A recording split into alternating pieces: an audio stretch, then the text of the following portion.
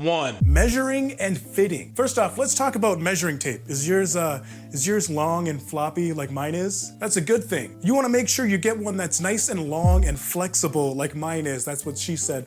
Because you're gonna be making some really long measurements and a ruler's not gonna be able to do it for you unless you like double it up, and just don't do that. But speaking of a ruler, yes, a ruler is needed as well. And you can use a standard one if you want to, one that's made out of wood or metal, or you could really use a big brain and get one that's made out of clear plastic. I tried that one time, but my daughter thought it was for her for school, so she took it, and then I just never saw it again. When you're measuring the side seams of your garment, let's say it is a dress shirt, you wanna make sure that everything is nice and flat on the surface that you're prepping it on. Smooth out any wrinkles. You don't want any wrinkles or any imperfections on that garment at all. What am I doing with my hands? Using your fabric measuring tape or your ruler, you wanna measure from that existing seam that's on your garment to where you want that new stitch to be. And then mark that spot with some Tailors chalk or a sewing pin, and do the same thing on the other side in the same spot too. Even is the name of the game. You wanna make sure it's nice and even, because if it's not, you're gonna be able to feel it.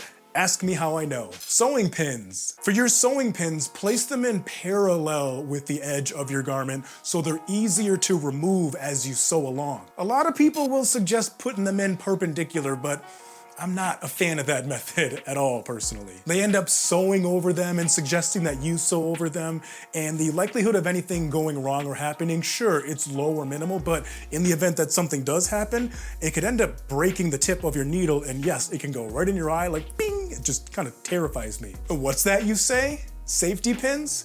Yes, but actually no. You don't want to use safety pins either. It makes sense in theory, but the problem with safety pins is they're gonna end up being really cumbersome once it comes time to taking them out as you're sewing, because you gotta like unhook it and just try and take it out.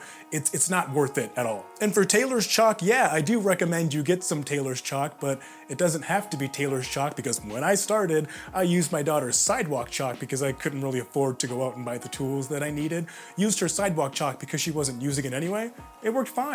And whether it's sidewalk chalk or actual Tailors chalk, you wanna make sure that when you're marking, you wanna use kind of a small, light markings. You don't wanna drag it across your garment, because that's gonna end up making wrinkles and kind of just distort everything, and it's not gonna be very good. Just kind of gentle dashes and dots, and then kind of move along. And no, it doesn't stain anything. It rubs off really easily. In the event that it doesn't rub off, it'll come off in the wash. Yes, sidewalk chalk too. I know this kind of goes without saying, but use lighter chalk on darker fabrics and darker chalk on lighter fabrics. If you watch some of my tutorials, you'll see that it gets a little bit blurry there, so you're like, does he understand that concept or no? That's all I got for you. SD out. See ya.